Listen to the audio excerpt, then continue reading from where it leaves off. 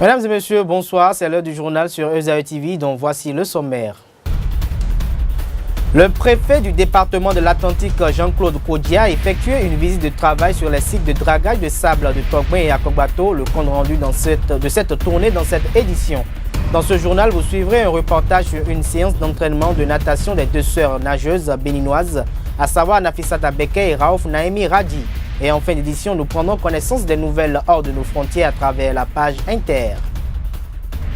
À nouveau, bonsoir. Comme je vous l'annonçais en titre, le préfet du département de l'Atlantique, Jean-Claude Kodia, a effectué ce jour une visite de travail sur les sites de dragage de sable à Akogbato et Togben. Une visite qui a permis au préfet de l'Atlantique de constater les dégâts occasionnés par cette activité de dragage. Enoch Lahade pour le compte rendu. Accompagné du comité des exploitants de sable, le préfet du département de l'Atlantique, Jean-Claude Kodia, a effectué cette visite pour constater de visu le dégât provoqué par les activités des sites de dragage à Togben. Le préfet de l'Atlantique répond ainsi aux cris de détresse de la population de Togben et environ qui se sentent en danger à cause de leurs maisons écroulées et certaines abandonnées. Elle attribue ainsi la cause au site de dragage de sable. Et selon ces derniers, les promoteurs de ces sites n'ont pas respecté l'accord du départ. Les promoteurs doivent se mettre dans la logique qu'ils doivent respecter les populations. Et ça, vous ne pouvez pas aller autrement.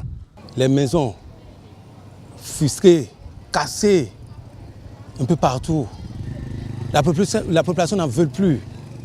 Qu'ils partent avec leurs machines. Les gars nous ont parlé des infrastructures qui n'ont pas respecté. Il y a des maîtres qui n'ont pas respecté. Mais qu'est-ce qu'ils cherchent encore? Qu'ils partent. C'est à Togben seulement qu'il y a de ressources minières pour eux.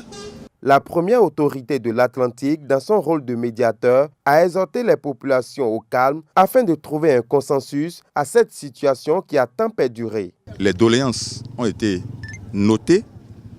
Nous allons trouver un créneau pour inviter tout le monde à une table pour discuter les questions. Et donc, je crois qu'il n'y a plus de quoi se faire des soucis à partir de maintenant.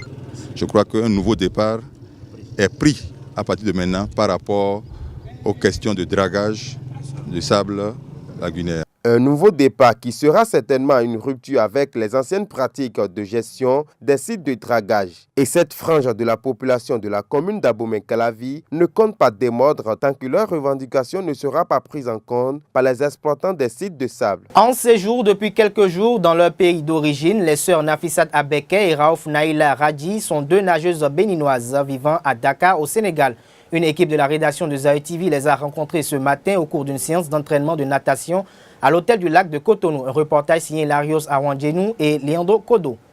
Elles avaient respectivement 8 et 4 ans quand cette vidéo a été tournée. De passage 6 ans plus tard à Cotonou, Nafissata Beke et Raoufat Naïla Radji sont deux sœurs béninoises vivant au Sénégal et pratiquantes de la natation. Nafissat l'aînée a été médaillée de bronze au 5e championnat d'Afrique de la zone 2 de natation dans les épreuves des 25 mètres brasse le 28 mai dernier. Une compétition qui s'est déroulée dans le bassin olympique de Dakar, la ville de résidence de la famille Radji.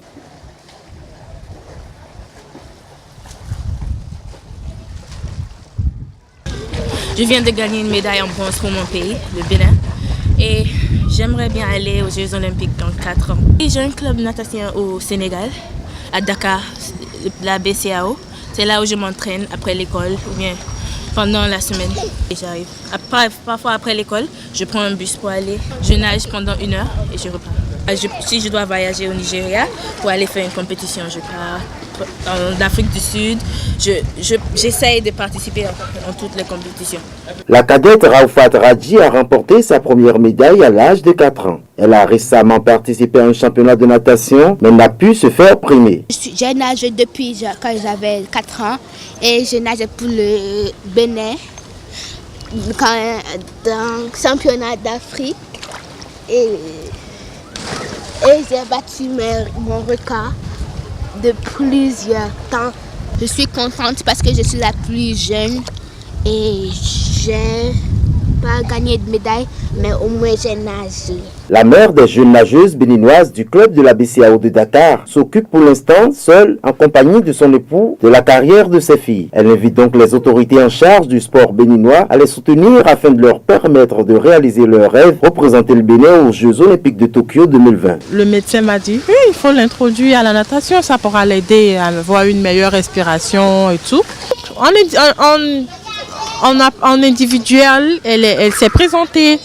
Et je dis pourquoi pas la petite. Les gens disent non, elle est jeune. Je dis non, elle a 4 ans, sa soeur a 8 ans, elles peuvent se présenter. Donc Raoufat, la plus jeune, n'a pas gagné parce qu'elle compétissait avec des gens de 9 ans, 10 ans, à 4 ans.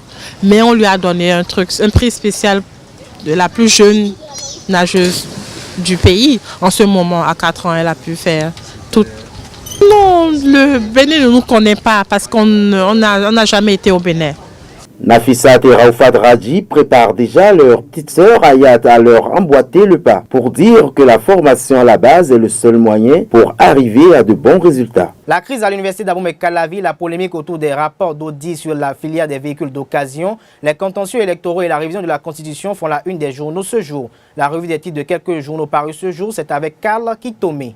La crise sur le campus d'Abomey-Calavi fait l'essentiel de l'actualité du jour. Le quotidien Notre Voix en manchette souhaite l'intervention du clergé pour une sortie de l'impasse. Le Meilleur évoque l'interpellation du gouvernement par le député Nader Sado au sujet des causes du malaise. Toujours à ce sujet, Le Matin s'inquiète en manchette du mutisme du gouvernement, puis nous apprend que l'intendant de Talon entame une médiation ce jour. La crise à l'UAC perdure et s'aggrave sans aucune réaction du gouvernement, a-t-il ajouté, en précisant que le silence trop long des autorités au sommet de l'État sur le sujet risque de créer de nouveaux troubles socio-politiques, peut-on lire en page 3. Le contentieux électoral également fait la une des parutions de ce jour. Bruno Dossou, l'élu communal du 2e arrondissement de Cotonou, dont le siège a été invalidé par la Cour suprême, entame une grève de la faim ce jour, informe Le Matin en deuxième de couverture. Il annonce que cette grève a pour but de solliciter la clairvoyance de la Cour. Au quotidien, Notre Voix de préciser que cette grève est illimitée. Au sujet du projet de révision de la Constitution, Valentin Dianotin prévoit le blocage de la minorité parlementaire à la réforme politique et constitutionnelle à la une du quotidien Le Meilleur. À l'oreille de Notre Voix, il invite Talon à envoyer directement le projet aux députés. La filière des véhicules d'occasion en transit continue de faire couler de l'encre. Le journal Le Secret de l'automobile en manchette affiche la photo du ministre de la Justice et annonce que les complices de cette délinquance financière doivent subir la rigueur de la loi pour la dilapidation des fonds. Toujours dans ce dossier, First Info annonce la descente des acteurs de la filière sur le ministère des Finances ce jour. Les questions environnementales n'ont pas échappé aux parutions du jour. La manchette du quotidien l'affiche titre « La loi sur l'interdiction des sachets plastiques au Bénin en étude à l'Assemblée nationale ». Cette mesure environnementale est complétée par celle de la mairie de Cotonou qui envisage la chasse aux dépôts anarchiques de déchets aux abords des voies et sur les trottoirs, informe La Guérite et Le Matin. Dans le même registre, First Info ajoute que la mairie de Cotonou promet de réprimer sévèrement les contrevenants. Notre Voix, quant à lui, porte la voix des autorités municipales qui sont aux trousses des citoyens indélicats. Pêle-mêle pour finir. Le Télégramme au sujet de la commission de discipline chargée d'écouter le ministre Yaya pose une mésentente entre les ministres Odile Atanasso et Mathis Adidja. À propos de la mouvance présidentielle, l'affiche du jour découvre Bruno Amoussou qui force la main à Talon. À présent, faisons le tour de l'actualité hors de nos frontières. C'est la page inter que nous propose Boris Vianney Ouagbanga. À l'étranger, plus précisément au Mali, des affrontements entre des hommes de la coordination des mouvements de l'Azawad, la CMA et d'autres du Gatsia ont éclaté ce mardi 9 août dans la région de Kidal. Pour l'heure, aucun bilan n'est disponible, mais il s'agit des hostilités entre ces deux groupes qui s'étaient déjà affrontés à plusieurs reprises fin juillet. En Côte d'Ivoire, le discours du chef de l'État est frappé de la surdicité et de l'impuissance. C'est en substance le commentaire du président de Front populaire ivoirien Pascal Affi-N'Guesson à la suite de l'allocution du président Ouattara la veille de la fête nationale ivoirienne, samedi 6 août dernier. De la Côte d'Ivoire, rendons-nous au Tchad. Le chef de l'opposition Sélé Kebzabo a été convoqué mardi 9 août dans les bureaux de la police judiciaire à la demande du procureur de la République. Les policiers qui enquêtent sur sur la disparition de militaires soupçonnés d'avoir voté contre le président Idriss Déby voulait entendre l'opposant. Il a été en effet l'un des premiers à dénoncer ces disparitions. En République centrafricaine, Jean-Francis Bozizé, le fils de l'ancien président centrafricain François Bozizé, arrêté vendredi 5 août à Bangui, a été placé en liberté provisoire sous contrôle judiciaire. En République démocratique du Congo, l'opposant Norbert Louyeye est accusé d'avoir comploté contre les institutions. Le président de l'Union des Républicains et ancien secrétaire particulier d'Étienne Tshisekedi a été arrêté dimanche 7 à son domicile par des militaires avec plusieurs autres personnes, visiteurs et militants. Tous sont détenus au renseignement par des militaires. Cette page Inter s'achève sur la victoire de Real Madrid aux 3-2 face à FC Séville après les prolongations ce mardi lors de la Supercoupe d'Europe de football. Les deux équipes étaient à égalité, 2 buts partout au terme des temps réglementaires. Le but victorieux est l'œuvre de latéral droit des Merengues, Daniel Carvajal. Et c'est sur cette page Inter que se referme ce journal. Merci de l'avoir suivi. On se retrouve demain avec d'autres informations sur www.ezaetv.com. Bonsoir à vous.